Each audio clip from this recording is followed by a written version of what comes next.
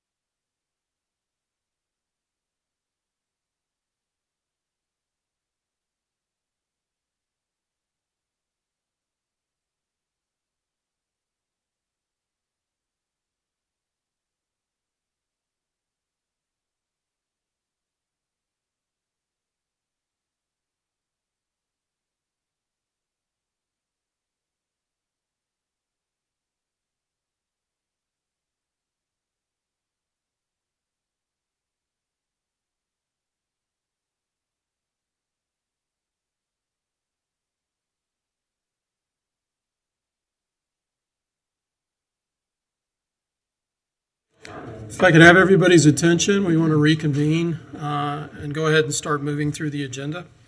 Thank you. We're going to skip the minutes for right now, but that next brings us to public comment, and I think we have at least one here for that.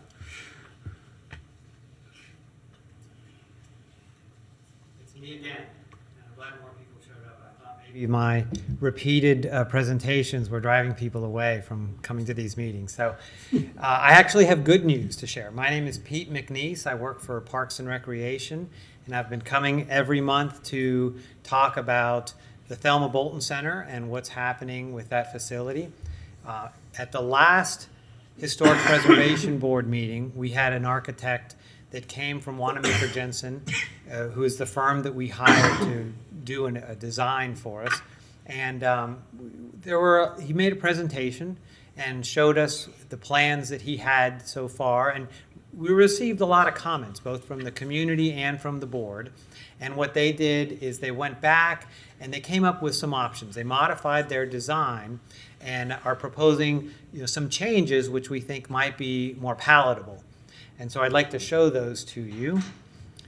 The first few slides should be things that you've already seen. This was their original design for a replacement structure. And I should say that in all three of the options that they're presenting, the auditorium is the same, and it's designed to look like an exact replica of the existing auditorium with the reuse of the historic windows and things like that. So this is the courtyard in front of the auditorium, and that line that you see there is the outline of the existing building that they're trying to incorporate into the design to show you the original footprint. But the actual annex, for lack of a better word, was deemed to be a little too modern, and you didn't feel like it fit well in that community. And so what they've done is gone with two more options. This was option one that you saw last week, or last month. Okay, option two, the front and the courtyard are the same, but when we get to the annex, you'll see that the annex is far more representative of the architectural style that's there now. They're trying to mimic the use of the windows and the roof line. I'm not an architect, so I'm not going to use the right terminology to describe this, but with they tried to make it a little less modern. They tried to make it a little more conservative and more in keeping with the architecture of what's there now. With the pilasters, there's a blank wall there on one side, which they envision using to show movies and things like that on the lawn at times. But they kept the ADA ramp and some of the features that we liked about the original building, with the ability to have a little courtyard outside of the concession area where people can congregate prior to events. That will remain. And you see some people standing there, but the renderings don't show all the information. They also came up with a third plan, which they liked the most, but I don't know if it's going to be, I don't know if it's going to fit in. It's got gables instead of the hip roof, and they're trying to play off of the gables on the auditorium side. And here are just a few pictures as I go through them. And so really they're trying to be responsive, and they're trying to solicit more comments to see if they're heading in the right direction or not.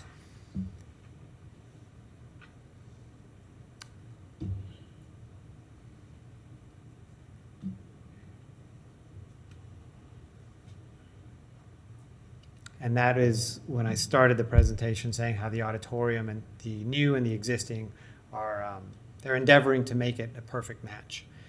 I do have a couple of other comments to update you on some things. We hired REG Architects, and their report was due today, but surprise, surprise, they need more time. So Rick Gonzalez reached out and said he really needs another week, so we will have that in time for the next Historic Preservation Board meeting. We'll have it a week in advance. We'll share it with Kathleen, and then she can distribute that to everyone so you can digest the information prior to the meeting. And the scaffolding contract that facilities had that's currently holding up the roof of the auditorium, that expired on September 30th, and the city found funds to extend it through the end of November. We had the hurricane come through, and fortunately we were spared the brunt of it, but we did get some water intrusion into the building, but nothing substantive and nothing that caused any permanent damage to the building. So in terms of whether or not the city's going to proceed with a complete restoration of the existing building or a rebuilding project is still kind of up in the air. I don't think that's been determined, and I don't have anything more to add on to that until we have some more information from Rick Gonzalez and his team that have looked into what it would take and what it would cost to do that. Okay. All right. Well, thank you. Do you have any Yes. questions? Questions?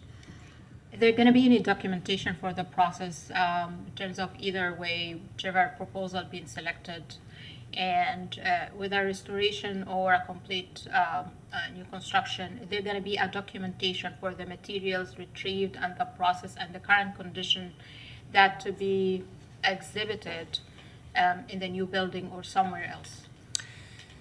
The only products that we're currently planning to reuse are the windows. We found a company called Austin Historical that will take these windows. They've given us a proposal to remove the windows from the building, take them down to their workshop, and completely restore them to their original condition, and then bring them back when it's time to reinstall them in the new facility. I don't know, that was solicited from them when the city commission told us to proceed with the demolition of the building. If there's a restoration of the building, I don't know if that process is going to be the same or not. But if you're asking like what materials will be reused if they proceed with a completely new building, right now it's just the windows. Well, thank you. I didn't ask this question, but this is good to know. And thank you for sharing that. I think it's going to be helpful. I'm going to go back to my question. I think it's going to be helpful to see, based on like a complete inventory of material and a condition, based on the structural report, what other materials and expert kind of view also. And visit to assess materials to just create maybe an inventory by building time. I'm an architect, so whether it's roof, whether wall is brick, maybe portion of the brick, whatever the component of the building material that could be reused or repurposed, I think that's worth doing and putting the time in. But my main question was about the documentation of the process. Most of buildings that go through the same unfortunate destiny of Thelma Bolton Center, they got photographed and with their original kind of condition and the current condition, and they are exhibited this as to show the transformation throughout the history into one of the halls or maybe hallways of the new building. So people who just didn't know anything about what we're talking about now, the process, the unfortunate incident, and before, they get a chance to have that kind of educational and knowledge piece about the building history. Is such process exist or thought of? So we did a feasibility study several years ago. I hired a local architecture firm called Walker Architects, and at the time we weren't aware of any structural problems with the building. So our intent was just to have them propose some options for what we could do with different levels of funding for a renovation. A good, better, best type renovation. And they actually dug a lot into the history of the center, and their report, which I'm happy to share, it shows a lot of the historical photographs of the building and the events that occurred in those spaces and things like that. So, maybe we've started that process. It wasn't intended to be a historical record of what happened there, but I do agree that there's real value in that. And once the city decides, we're all kind of in a holding pattern right now, but once the city decides how they're going to proceed, then we'll start focusing all of our attention on how to do that best. Thank you very much, because historic buildings are not just the structure, that's the story they have been telling all over the decades. Absolutely. Thank you very much. Yeah, and I think one of the things I think you may have been referencing, so to speak, would be what's done a lot of times when buildings are destroyed intentionally, and there is a set of HABs drawings produced for the American Historic Building Survey, so that there is an architectural record of what the building was, at least floor plans, elevations, that type of stuff. Obviously photographs, and there would want to be some sort of a record if we go that way. Yeah. Okay. Mr. Chair. Mr. McNeese, I always want to tell you that I always enjoy you coming up here and giving us your presentations. I really appreciate your consistency and your being thorough to always come to our meetings. One thing I will tell, this is just kind of my comments to what I see. This is great compared to what happened last meeting. We're in the right. You guys are going in the right direction. I like this. I like this conceptual design. Like I said, good job. My thing is that one thing I would suggest is that if you guys can, let's take a step further in regards to preservation and see maybe if we can reuse some of the old parts of the building besides just the windows. Because like, don't get me wrong, this new rendering that almost looks identical to it, and it's great. And the annex on the side looks great. It fits well with the building. It blends well. It doesn't look weird or outplaced. But I just think, if it's possible, please try to find some other ways to incorporate pieces of the building so it's not just a completely new construction where we've lost all the old materials. Thank you. Okay. Bill? Yeah, I have a question, and I was fortunate enough to get a chance to tour the interior while the engineers were there. And have your architects come up with any sort of contingency plan as far as if the building's able to be saved, perhaps doing some sort of interior remodel where it could still be a new and usable space, but keeping the structure as it is, and just after, if it's even possible, to repair the structures? Or is the only options that we're getting is 3 different options of an entirely new building? No, we have 2 options, I think. We're going to go down one of 2 roads. The first structural engineering firm that we hired said that based on their understanding of the structural integrity of the building and the design criteria and the materials they used right when the war started, 1942, that the building wasn't salvageable, and their recommendation was that we proceed with a replacement. That's one opinion, and so we wanted to get a more holistic view, and let's talk to some people that are preservationists and see what they think.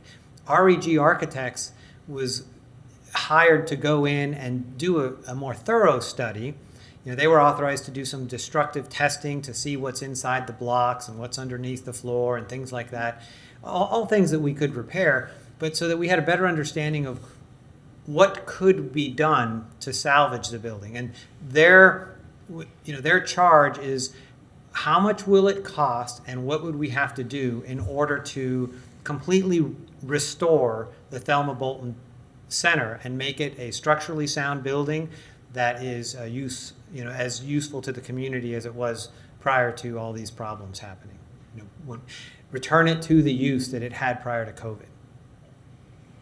Right, I appreciate your due diligence on that, and I'm not a structural engineer by any means, but I know that a lot of projects that I've seen as a contractor in Alachua County, a lot of similar foundation issues. It seemed like the biggest problem with the auditorium was definitely a drainage and a foundation issue, and I am absolutely looking forward to seeing what the engineer's report is next month. And I'm not wanting to make any opinions on it until I see that, but I for one am hoping that we can save this historic building, as long as I know a lot of my other board. Yeah, and I think a lot of people share that position. So it is speculative at this point for us to think about what might happen, but we do know what some of the structural deficiencies are in the building, and our hope is that Rick Gonzalez can address how those can be corrected and what it would cost to correct those.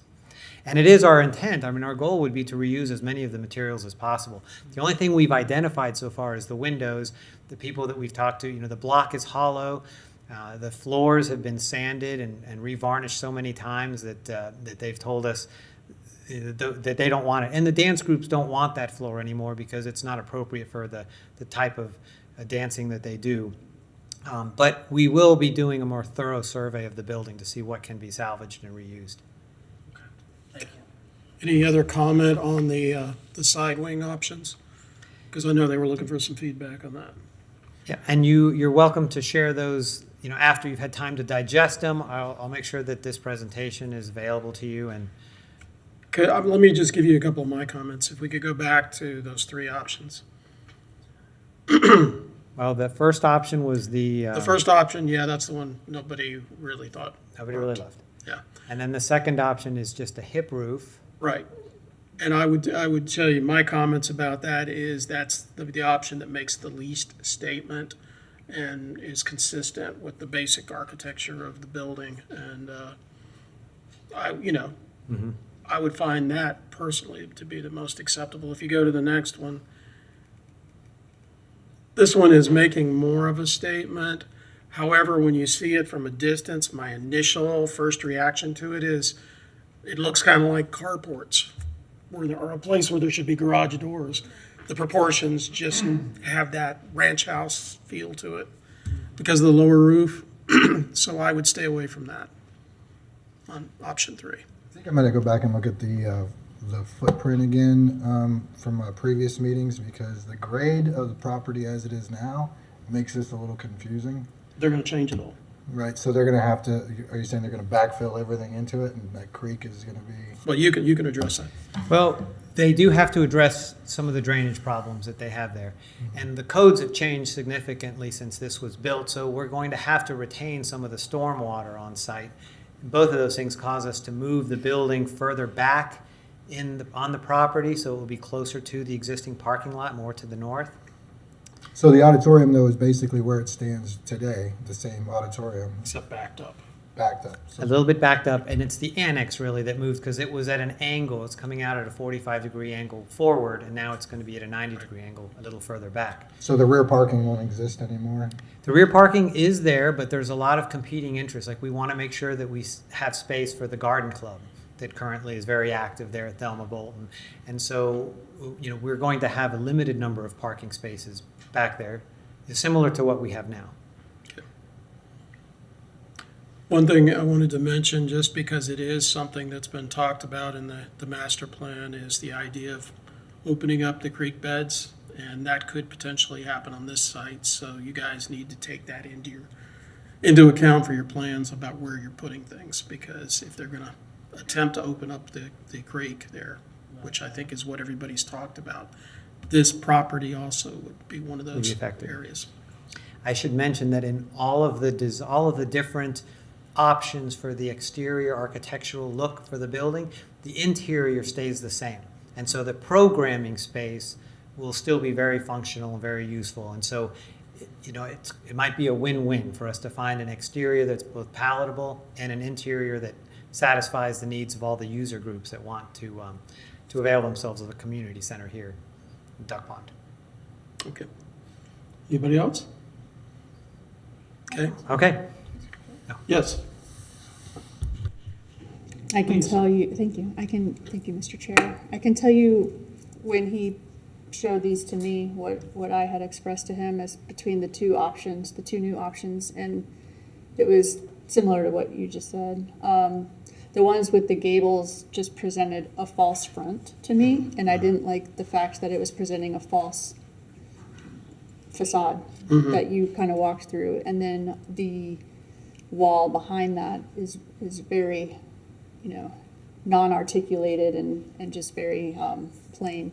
So I feel like if it goes in the direction of doing a new wing or a new building, I really preferred the version, staff preferred the version No, that we'd like to hear that. of that, What's your of the comments one on that was very simple and kind of picked up and replicated the brick pilasters that are found on the original building. And I actually really think it was a brilliant way to incorporate the handicap accessibility ramp without making it look like a ramp. And Pete and I also discussed that planter bed there could actually be another piece that could be given off responsibility to the garden club that is still gonna get to use the site, correct?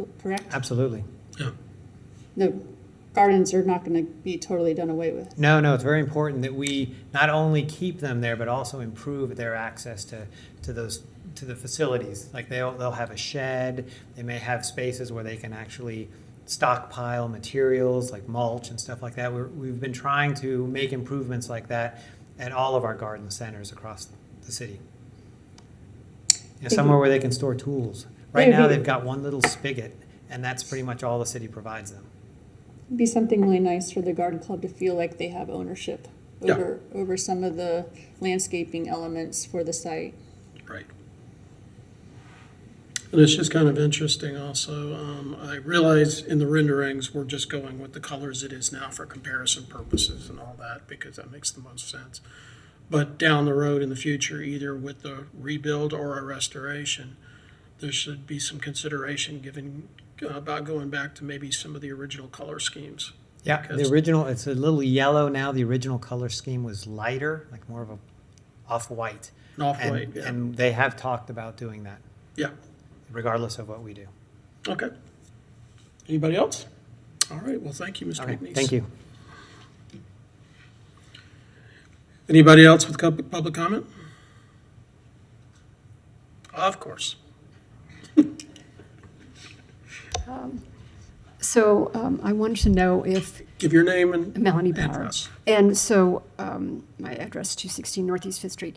I wanted to know if the World War II soldiers barbecue and the shuffleboard would be intact, or would that be in the tree, the clump of trees, the pecan tree and the other trees, if they would be intact, or would they be demolished?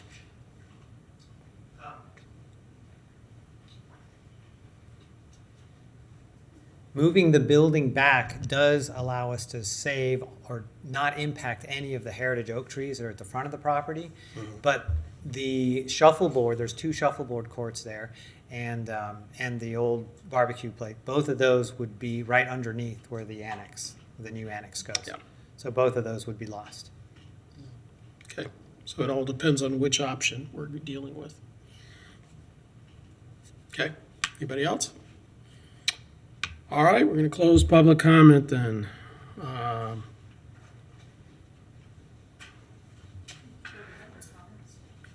Let's do.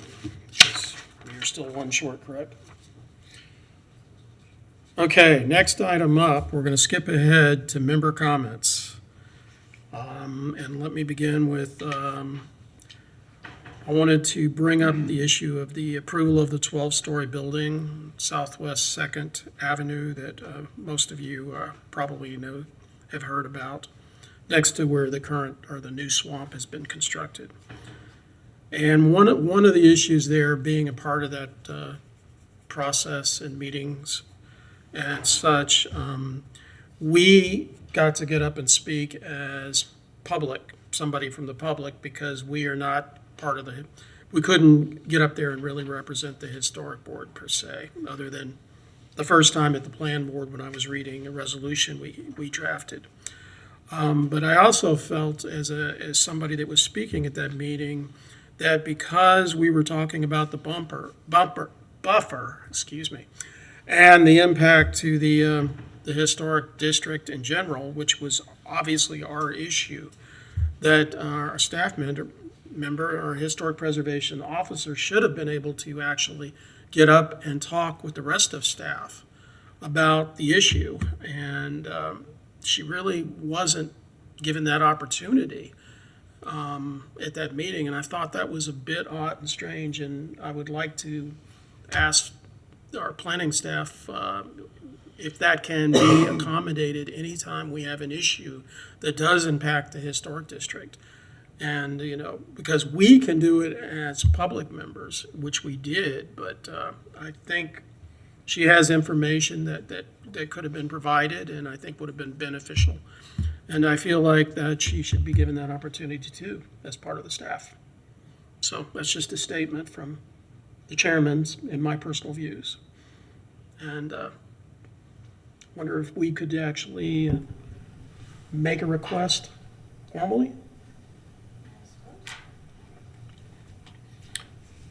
If somebody would like to make a motion, Motion to move forward with the chairman's statement and to allow the zoning commission to give the opportunity for the historic preservation staff to share their views about how the 12-story building is going to impact the historic preservation. if I could amend that, because it's not only the plan board meeting, it was actually the commission meeting, because this project, being a PD, short-circuited the system. So I think you have to include commission meeting regarding the PD. Motion to approve all of the above to the commission meeting as well. I will second that motion. Okay. And I guess we can't vote on that, can we?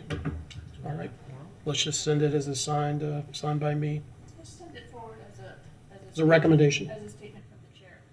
Let's do that. Okay.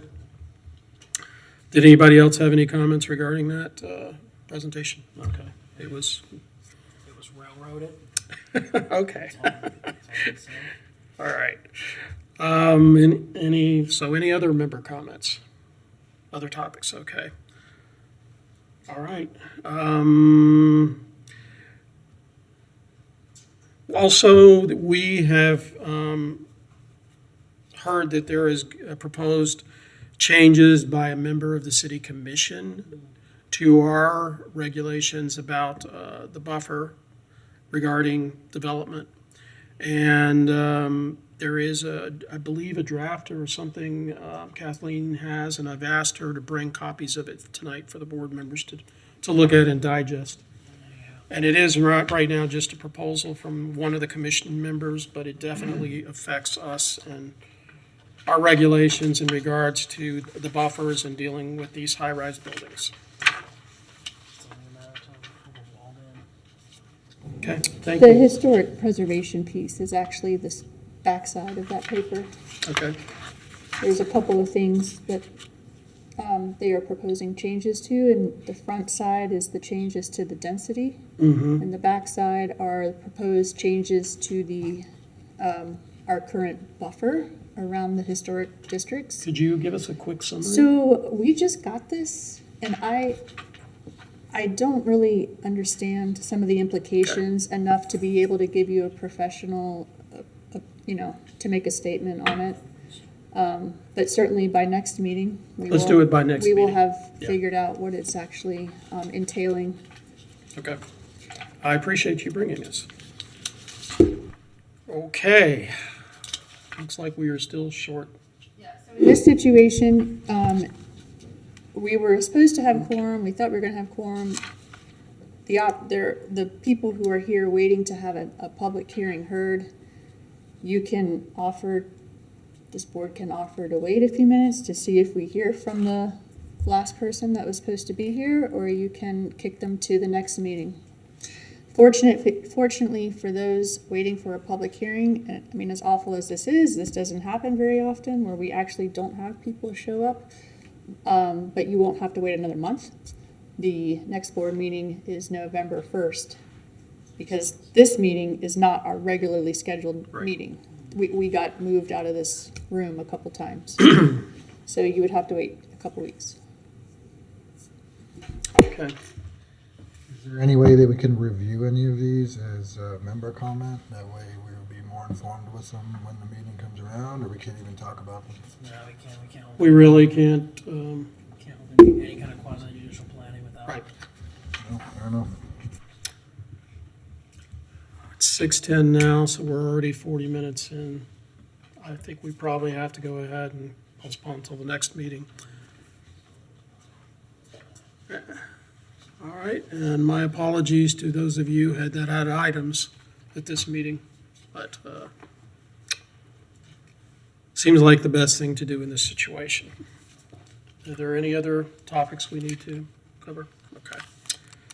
All right, based on that, I'm going to go ahead and call for adjournment. Oh, wait. Mention one thing, because this meeting, I wanted to let the board know that this meeting and next meeting, we have several students in the audience from the University of Florida, both from Cleary Larkin's Cleary Larkin's class and Linda Stevenson's class. Good. So they are here to, students, this is not how you run a full meeting.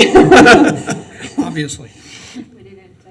No, we're really sorry to the applicants, very, very sorry. It's the first time it's happened since I've been here, that we didn't have quorum at the meeting. But we're very excited that the students are engaged and learning about how preservation works in the real world. And please come. This was a very, very short meeting. Please think about coming to the next one on November 1st, because at the very beginning of that meeting, you will hear the historic preservation side of how to deal with the Thelma Bolton Center, which you just heard the presentation of. So I know we're all very anxious to hear that presentation. I have a question. I work nights, and so how will the agenda look since this is the second time it's been moved? Will we be able to be first on the agenda? Because I will be able to wait for the whole meeting. It's 2 weeks. If you don't want to be here, you can have Joshua represent you. It's fine. If you do want to be here, we can make sure you're the first public hearing. Mm-hmm. I don't think that's an issue, right? Okay. So you I do had have, something? I do have a quick comment, since it is not something we vote on, but since it's been handed to us now on the fly about the inclusionary zoning, I would like to just to state for the record, these type of density, I'm a smart growth person, I'm deeply infill person, but when these type of proposals comes in and being discussed, these should be discussed across city departments, because adding density, I don't want to say word randomly, but without a thoughtful process to where we add density and where transportations are, may result in unforeseen kind of sequences in all levels, environmental, population, and accessibility, stormwater, and all of the above. And there are many cities that have examples, even larger densities and larger metropolitan areas that have developed an alignment between transportation corridors and transit stations, and where density, the gradual density is happening. So I wish if that's happening, we will be also given this information so we can vote on a whole package, not in a way separable that does not account for how those people that we keep adding gonna impact or be access every part of the city. So thank you. Okay, thank you. Okay, any further comments or business? Non-official business? Michelle Mason can come. If someone notifies her to come. She RSVP'd that she wasn't able. I just texted her, she said she can come in 5 minutes. Well, we've Well, already, your we've already called the meeting. applicants have Delay, left. yeah. She had an event at with her son, and the applicants have left. So I can't go run chasing them down to Yeah, come that's back. the point. Yeah, no, but at this point, there's no choice. Nah, just All right, we are adjourned. Thank you all.